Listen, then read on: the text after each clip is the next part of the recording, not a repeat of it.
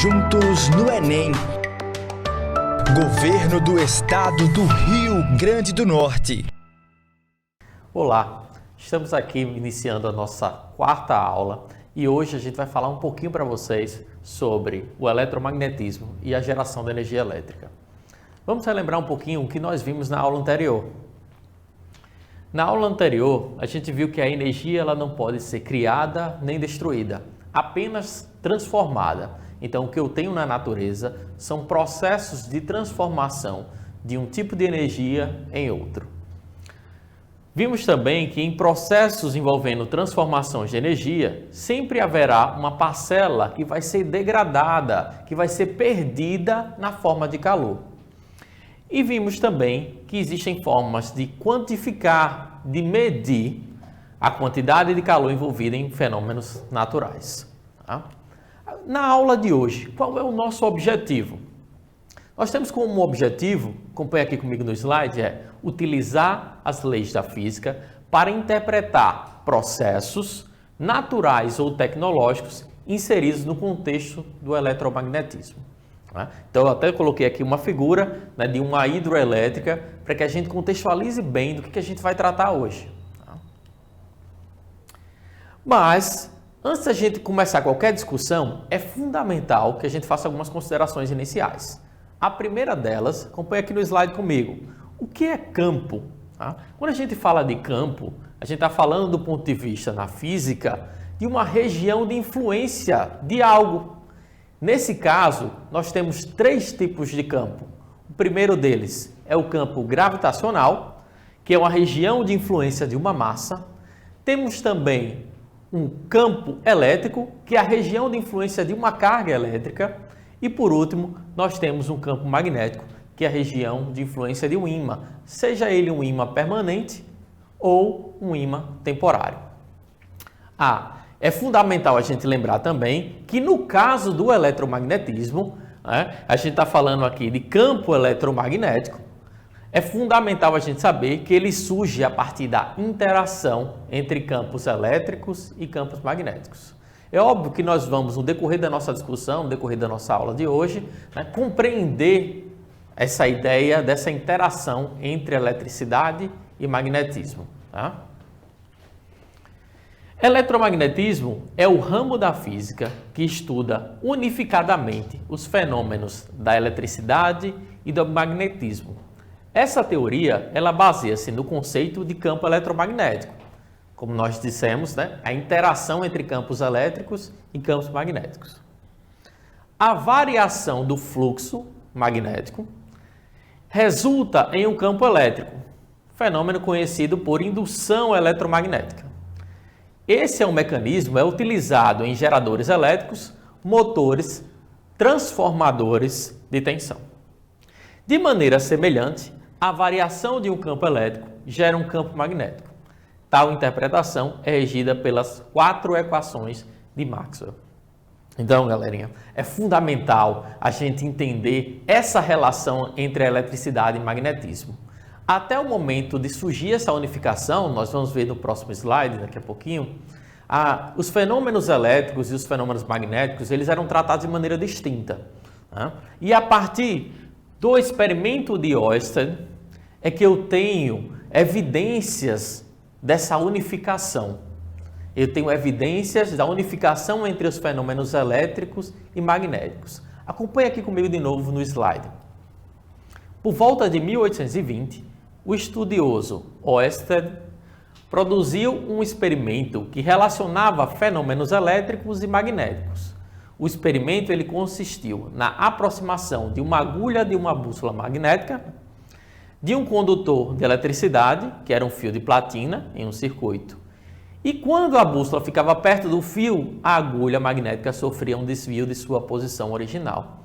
Então, o experimento de Ørsted nada mais é do que eu tinha um circuito com um fio, e eu aproximava uma bússola.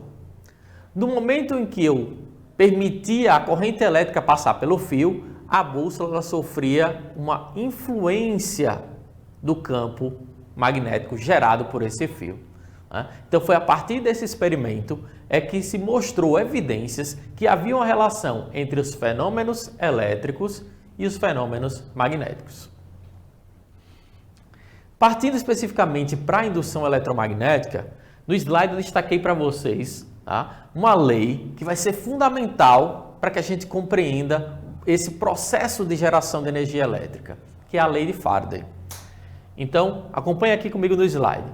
A lei de indução eletromagnética, ou lei de Faraday, enuncia que a variação do fluxo magnético através de uma espira induzirá nela uma força eletromotriz, que é DDP, também conhecida como voltagem. Pessoal, o que é espira? Primeira coisa, né, para a gente pensar. Espira nada mais é do que um fio em formato circular. Se eu tenho... E o que é fluxo magnético? Fluxo magnético são as linhas do campo magnético passando por dentro da espira. Então, na hora que eu tenho fluxo grande de linhas, eu posso ter um fluxo pequeno de linhas. Essa variação do fluxo gera uma força eletromotriz induzida, que eu também vou chamar de tensão elétrica, diferença de potencial, ou, né, de maneira corriqueira, eu chamo ela também de voltagem. Tá? Voltando para o slide novamente. Esse foi ponto de partida para a construção dos dínamos e sua aplicação na produção de energia elétrica em larga escala. Nas usinas de geração de energia elétrica, a energia mecânica produz a variação do fluxo magnético. A partir dessa variação, surge no gerador uma corrente elétrica induzida. Tá, ok, professor. Como é que a gente calcula, então, essa força eletromotriz? Essa tensão elétrica, como é que a gente calcula isso? Vamos acompanhar novamente comigo aqui no slide. De acordo com a lei de Faraday, o surgimento de correntes elétricas depende da mudança no fluxo magnético. Por isso, escrevemos que a variação do tempo do fluxo magnético equivale ao que a gente chama de potencial elétrico, que é medido em volts. E aí a gente chega na nossa primeira equação, tá? Quando a gente está falando aqui especificamente do fluxo magnético, da geração de energia elétrica. Que tem aqui, ó, força eletromotriz induzida é igual a menos a variação do fluxo dividido pela variação do tempo. Lembrando que a força eletromotriz é medida em volts. A variação do fluxo, né, é medida pela unidade aqui que aparece como WB, tá certo?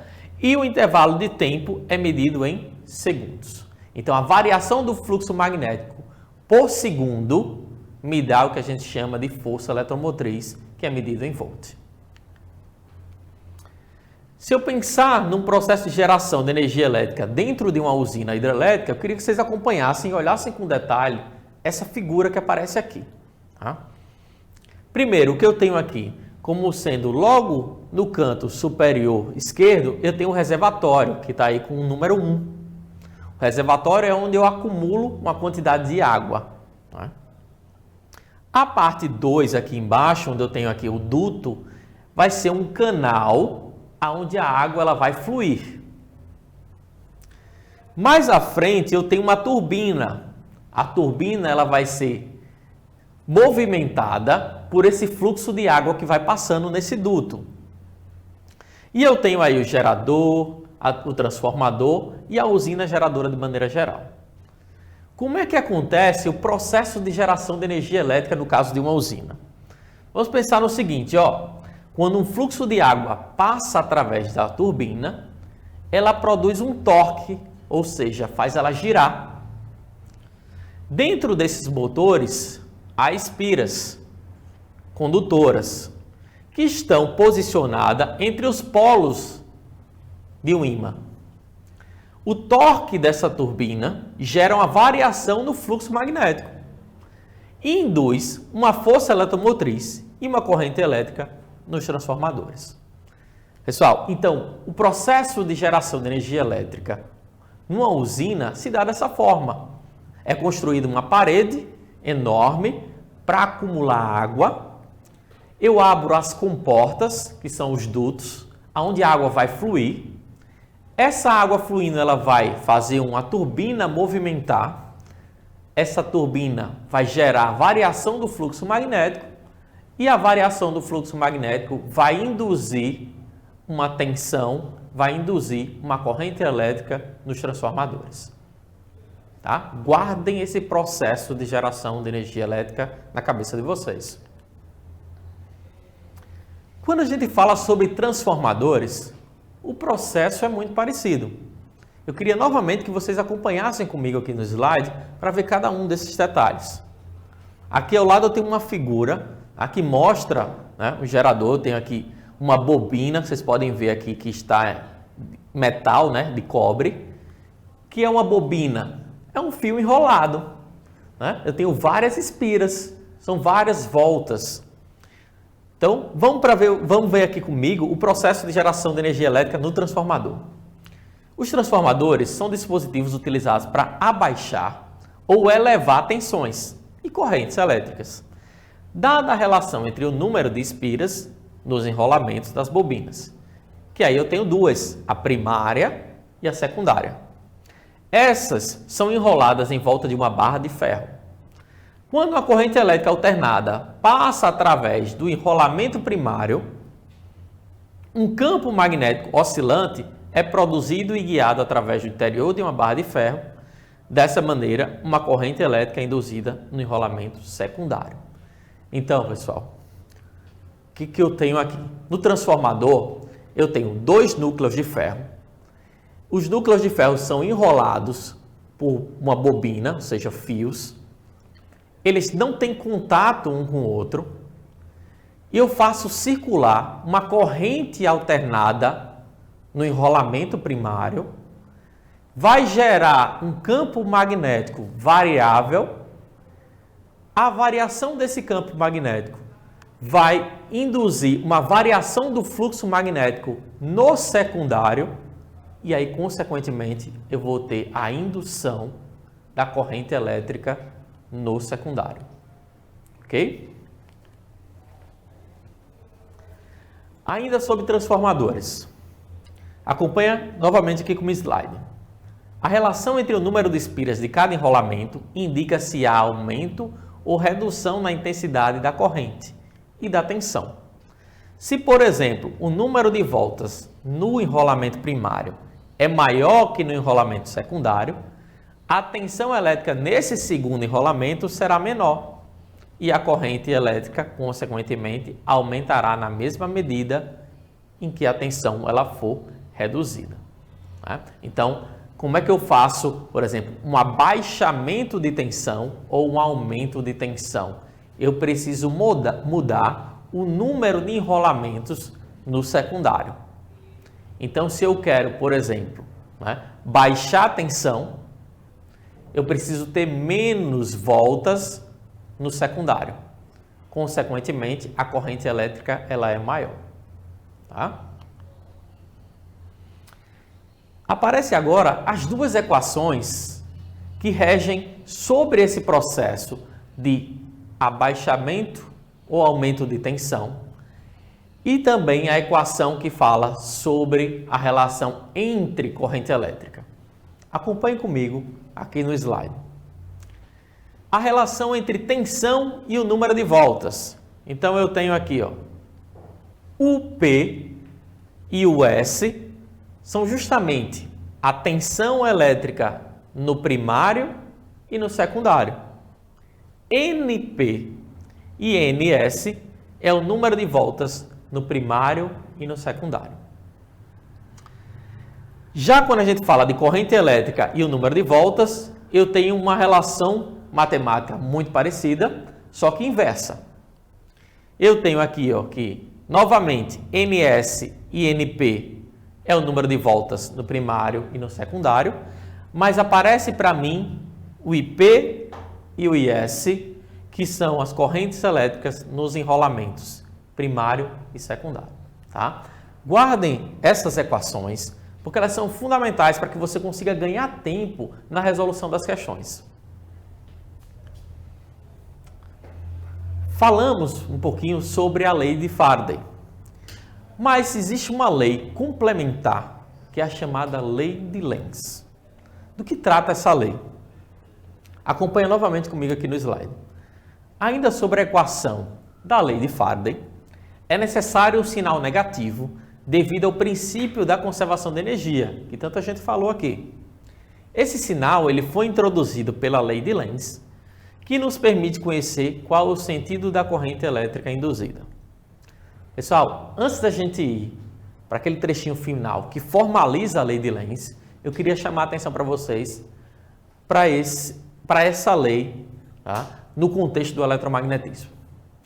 Repare que ela está dizendo o seguinte para você, que a corrente elétrica induzida, ela tem um sentido em que se opõe àquilo que lhe deu origem. Tá? Resumidamente, é isso que ela está dizendo. Por isso, esse sinal negativo que aparece na lei de Faraday. Vamos para a formalização agora? A lei de Lenz diz o seguinte: a corrente elétrica induzida sempre será formada em um sentido tal que o fluxo magnético por ela produzido opõe-se ao fluxo magnético que a induziu. Nós hoje compreendemos um pouquinho mais sobre o processo de geração de energia elétrica. Esse conteúdo ele é fundamental para que a gente consiga ter clareza e consiga resolver bem algumas questões do Enem. Então, no momento em que a gente vai trabalhar com questões de eletromagnetismo, é fundamental que vocês tenham na mente de vocês o conceito que está relacionado tanto à lei de Faraday quanto à lei de Lenz. Tá? E não esquecer da relação com as usinas hidroelétricas, termoelétricas, né, ou usinas nucleares e principalmente com a parte de transformadores. Tá? Pensando nisso, eu selecionei algumas questões do Enem para que a gente pudesse ver de que forma isso pode ser abordado na nossa prova. A primeira questão escolhida foi do Enem de 2019, ou seja, do ano passado. Uma questão muito recente, mas que mostra um pouquinho de como esse conteúdo ele pode ser abordado na prova. Tá? Vamos acompanhar aqui o enunciado da questão comigo aqui no slide. As redes de alta tensão para a transmissão de energia elétrica geram um campo magnético variável, o suficiente para induzir corrente elétrica no arame das cercas. Tanto os animais quanto os funcionários das propriedades rurais ou das concessionárias de energia devem ter muito cuidado ao se aproximarem de uma cerca, quando esta estiver próxima a uma rede de alta tensão, pois se tocarem no arame da cerca, poderão sofrer um choque. Então repare, o nosso enunciado ele está falando em variação do fluxo magnético, né? E está falando que isso acontece perto de uma cerca. De maneira geral, as cercas elas são de materiais metálicos. E nós sabemos que os materiais metálicos eles são excelentes condutores de eletricidade. Então, repare, eu tenho uma relação aí de variação do fluxo magnético e eu tenho a cerca que funciona como um condutor, um possível condutor de eletricidade. Vamos adiante. Dentre as alternativas, a gente tem o seguinte: para minimizar este tipo de problema, deve-se. Então, eu preciso analisar cada uma das alternativas de maneira que eu responda a essa questão. De que forma eu posso diminuir a probabilidade de alguém tomar um choque quando tocar na cerca? Vamos analisar cada uma das alternativas. Letra A. Fazer o aterramento dos arames da cerca. Vou fazer um parênteses aqui para essa letra A. O que é aterramento, pessoal? Todos vocês já devem ter visto alguns equipamentos em casa que tem um fiozinho verde às vezes, né? Ou os equipamentos mais modernos que estão vindo já com 3 pinos, porque as nossas residências agora têm 3 pinos também na tomada. Aquele terceiro pino, ou esse fiozinho verde, ele é o aterramento. É ele que é responsável por escoar as cargas elétricas que estão em excesso. Então, repare que a função do fio terra é escoar as cargas elétricas que estão em excesso. Então, se a minha intenção na cerca é diminuir a probabilidade de alguém tomar um choque, então essa é uma possível resposta. Tá? Vamos analisar as outras. Letra B. Acrescentar fusível de segurança na cerca. Tá? O fusível, ele é um elemento de segurança no circuito. Nós vamos ver um pouquinho sobre ele na próxima aula. Tá? Mas é inviável você colocar fusível numa cerca elétrica. C. Realizar o aterramento da rede de alta tensão. Beleza. Repare que se eu aterrar a rede de alta tensão, eu não influencio na possibilidade de ter uma corrente elétrica na cerca. Então, isso para mim também não diminui o problema. Letra D. Instalar um fusível de segurança na rede de alta tensão também é completamente inviável. Né? E a letra E. Utilizar fios encapados com isolantes na rede de alta tensão. Né? Isso também não diminui a probabilidade de uma pessoa tomar um choque ao tocar numa cerca elétrica. Então, voltando aqui, eu tenho que a alternativa correta é a letra A. Eu posso fazer um aterramento da cerca elétrica, ou melhor, da cerca de arame farpado, de forma que, quando eu tiver um movimento ordenado de cargas, de portadores de cargas, né, ele possa ser escoado para a terra. E isso diminui a probabilidade de alguém tomar um choque ao tocar nessa cerca. Ok? Uma segunda questão eu retirei do Enem de 2018. E a gente também pode ter uma ideia de que maneira esse assunto ele pode ser abordado na sua prova do Enem. Tá? Vamos lá. A tecnologia de comunicação de etiqueta RFID, chamada de etiqueta inteligente, é usada há anos para rastrear gado, vagões de trem, bagagens aéreas e carros nos pedágios. Um modelo mais barato dessas etiquetas pode funcionar sem baterias e é constituída por 3 componentes. Eu tenho um microprocessador de silício, eu tenho uma bobina de metal, né, que são fios de cobre enrolado, eu tenho um encapsulador, que é de vidro, material de vidro ou de algum outro polímero, que envolve o microprocessador, e tenho a bobina. Na presença de um campo de radiofrequência gerada pelo leitor, a etiqueta transmite sinais. A distância de leitura é determinada pelo tamanho da bobina e pela potência da onda de rádio emitida. Então, novamente, eu estou dando aqui uma série de informações para vocês que relacionam aí a existência de uma bobina, né, e a possibilidade de geração de energia elétrica. Vamos agora analisar cada uma das alternativas. A etiqueta funciona sem pilhas porque o campo... Pessoal, então repare, para que eu tenha o funcionamento da etiqueta sem pilhas, é necessário a geração de corrente elétrica, a geração de uma força eletromotriz induzida. E isso só vai acontecer se eu tiver a variação do fluxo magnético. Vamos analisar de que forma eu posso variar o fluxo magnético. Letra A. Repetindo o enunciado. A etiqueta funciona sem pilhas porque o campo elétrico da onda de rádio atinge elétrons da bobina. B. O campo elétrico da onda de rádio cria uma tensão na bobina. C. O campo magnético da onda de rádio induz corrente na bobina. D. O campo magnético da onda de rádio aquece os fios da bobina. Letra E. O campo magnético da onda de rádio diminui a ressonância no interior da bobina. Eu fiz questão de ler os 5 enunciados para que você consiga de cara eliminar algumas alternativas. O que gera uma força eletromotriz induzida? O que gera a corrente elétrica? É variação do fluxo magnético.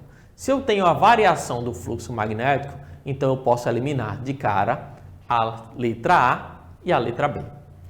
E aí eu tenho 3 alternativas agora para que eu consiga analisar melhor. Todas elas falam sobre campo magnético.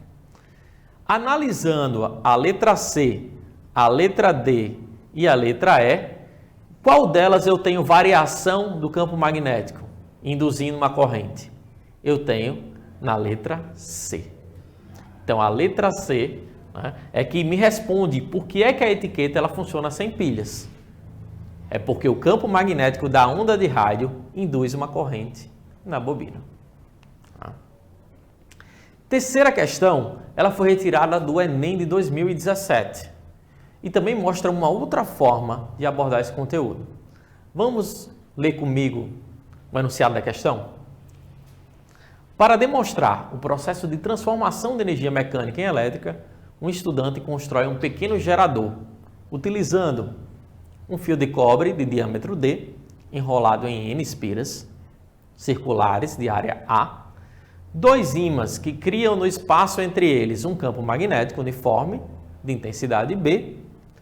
Eu tenho também um sistema de engrenagens que permite girar as espiras em torno de um eixo, uma frequência F. E aí, ao fazer o gerador funcionar, o estudante obteve uma tensão máxima V em uma corrente de curto-circuito I. Então, repare, o estudante ele cria um gerador, né, de forma simples, né, utilizando esses componentes. E aí eu preciso analisar cada uma das alternativas agora em função desse enunciado. O estudante ele quer dobrar o valor da tensão. Eu quero, para dobrar o valor da tensão máxima V do gerador, e eu quero manter constante o valor da corrente I. Então, repare que eu tenho duas condições. Eu quero dobrar o valor da tensão e manter a mesma corrente. E para isso eu preciso, obviamente, analisar cada uma das alternativas. Como é que eu posso dobrar o valor da corrente? Ou melhor, dobrar o valor da tensão, mantendo constante o valor da corrente? Será que é, letra A, dobrando o número de espiras? Será que seria dobrando a frequência do giro da espira? Letra C, seria dobrando a intensidade do campo magnético? Letra D, seria dobrando a área das espiras? Ou letra E, dobrando o diâmetro do fio? Pessoal, para dobrar a tensão sem alterar a corrente, eu vou utilizar a lei de Ohm. Tenho certeza que vocês já ouviram um pouquinho sobre essa lei. Para quem quer saber mais detalhes, acompanhe a nossa próxima aula que a gente vai detalhar um pouquinho mais. Mas só para contextualizar vocês, a lei de Ohm relaciona tensão, resistência e corrente elétrica. Então, para um fio de cobre, essa resistência ela pode ser determinada também através de uma outra relação, que relaciona a resistência, o tipo de material, o comprimento e o diâmetro do fio. Se eu quero dobrar o valor de R, o valor da resistência, por exemplo, o comprimento do fio será dobrado. Ao dobrar o comprimento do fio, dobramos o número de espiras. Então, o que eu estou querendo dizer aqui, pessoal? Se eu quero dobrar a tensão mantendo constante a corrente, eu preciso dobrar o valor da resistência. Se eu dobrar o valor da resistência, eu dobro o valor da tensão mantendo a mesma corrente elétrica. E o que significa dobrar o valor da resistência? Eu preciso dobrar o comprimento desse fio. Então, eu tenho como alternativa correta a letra A. É dobrando o número de espiras que eu consigo dobrar a tensão e manter a mesma corrente elétrica. Temos agora uma quarta questão que foi retirada do Enem de 2016 e que trata desse assunto numa perspectiva diferente das demais. Vamos acompanhar o enunciado comigo. A magnetohipertermia, ou seja, aumento da temperatura em função de ondas, de campo magnético, é um procedimento terapêutico que se baseia na elevação de temperatura das células de uma região específica do corpo que estejam afetadas por um tumor. Nesse tipo de tratamento, nanopartículas magnéticas são engolidas pelas células tumorais. E um campo magnético alternado externo é utilizado para promover a agitação das nanopartículas e, consequentemente, aquecimento da célula. Então, repare, contextualizando aqui para vocês. Esse enunciado está dizendo que existe um procedimento para aumentar a temperatura das células utilizando o campo magnético. Para isso, eu vou introduzir nanopartículas, fazer com que o campo magnético interaja com essas nanopartículas. E a gente sabe que o aumento da agitação, nós vimos nas nossas aulas anteriores, que é o conceito de temperatura. Então, dessa forma, a interação entre campo magnético e as nanopartículas, eu consigo aumentar a temperatura dessas células. Tá? Então, vamos lá. A elevação da temperatura descrita ocorre por quê? Vamos analisar cada uma dessas alternativas. Né? Todas elas estão falando sobre campo magnético. Na letra A diz o seguinte: o campo magnético gerado pela oscilação das nanopartículas é absorvido pelo tumor. Será que seria essa a relação do aumento da temperatura? Vamos analisar as demais. Letra B. O campo magnético alternado faz as nanopartículas girarem, transferindo calor por atrito. É uma possibilidade? Sim. Na hora que eu tenho interação entre o campo magnético e as partículas, eu posso gerar um torque e fazê-las girarem. E a gente sabe que esse movimento gera atrito. Guardem essa informação para vocês. C. As nanopartículas interagem magneticamente com as células do corpo, transferindo calor? Não, isso não acontece. D. O campo magnético alternado fornece calor para as nanopartículas? Também não. Letra E. As nanopartículas são aceleradas em um único sentido em razão da interação com o campo, fazendo colidir com as células e transferirem calor? Também não. Então, eu tenho como alternativa correta a letra B. O campo magnético alternado faz essas nanopartículas girarem, transferindo calor por atrito. Esse é o princípio de funcionamento dos motores elétricos. É isso mesmo, ventilador que você tem na sua casa, uma batedeira, um liquidificador, todos eles funcionam com esse princípio. Eu tenho um campo magnético que vai gerar um torque, que vai fazer algo do aparelho girar. Para finalizar, na nossa aula de hoje, eu trouxe uma questão de 2010. Uma questão bem clássica que trabalha com um dínamo. O que é um dínamo? Vamos acompanhar no enunciado. Os dínamos são geradores de energia elétrica, utilizados, por exemplo, em bicicletas, para acender uma pequena lâmpada. Para isso, é necessário que a parte móvel esteja em contato com o pneu da bicicleta e, quando ela entra em movimento, é gerada energia elétrica para acender a lâmpada. Dentro desse gerador, encontra-se um ímã e uma bobina. Pessoal, novamente aqui a gente tem um conjunto formado por uma bobina, ou por espiras. Tá? Eu tenho um ímã, tenho um núcleo de ferro. E preciso ter um movimento relativo entre a bobina e o ímã, fazendo com que haja variação do fluxo magnético. Tá? Repare que todas essas questões eu estou respondendo com esse mesmo princípio. Vamos analisar agora as alternativas. O princípio de funcionamento desse equipamento é explicado pelo fato de que a corrente elétrica no circuito fechado gera um campo magnético nessa região. Será? Vamos para a letra B. A bobina imersa no campo magnético em um circuito fechado gera uma corrente elétrica. Letra C. A bobina em atrito com o campo magnético no circuito fechado gera uma corrente elétrica. D. A corrente elétrica gerada em um circuito fechado por causa da presença do campo magnético. E letra E. A corrente é gerada em um circuito fechado quando há variação do campo magnético. Então, mais uma vez, eu tenho como alternativa correta a relação entre a geração de energia elétrica, de corrente elétrica, com a variação do fluxo magnético.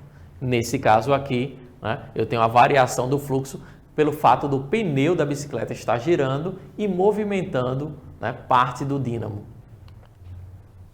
Na nossa aula de hoje, fazendo as nossas considerações finais, a gente tem aqui que o campo é uma região de influência do espaço, que pode ser de uma massa, pode ser uma região de influência de uma carga e pode ser uma região de influência de um ímã. Hoje nós estudamos especificamente uma região de influência de um ímã. Estávamos falando de campo magnético. O segundo tópico que nós detalhamos aqui foi que no caso de campo eletromagnético, ele surge a partir da interação entre campos elétricos e campos magnéticos. E aí vimos um terceiro aspecto que no experimento de Oster foi que obtivemos indícios da relação entre fenômenos elétricos e fenômenos magnéticos, que até o momento anterior a esse experimento eram tratados como coisas distintas, como fenômenos completamente distintos. E por último, nós vimos que a variação do fluxo magnético ela gera uma força eletromotriz e corrente elétrica induzidas, sendo estas formadas em um sentido tal que o fluxo magnético por elas produzido opõe-se ao fluxo magnético que as induziram. Isso significa, né, que nós estamos tratando aqui da lei de Faraday e da lei de Lenz. Novamente, a lei de Faraday fala sobre a variação do fluxo gerando uma corrente elétrica induzida e a lei de Lenz diz que essa corrente induzida ela se opõe à causa que lhe deu origem. Tá? Nós encerramos a nossa aula de hoje com a seguinte mensagem. Vocês chegaram até aqui, né? Estamos nos aproximando aí do final do ano, nos aproximamos cada vez mais do Enem, mas eu tenho certeza que vocês estão se preparando cada vez mais, né? Se familiarizando cada vez mais com as questões do Enem e vocês vão estar preparados para fazer essa prova. Até a próxima. Juntos no Enem. Governo do Estado do Rio Grande do Norte.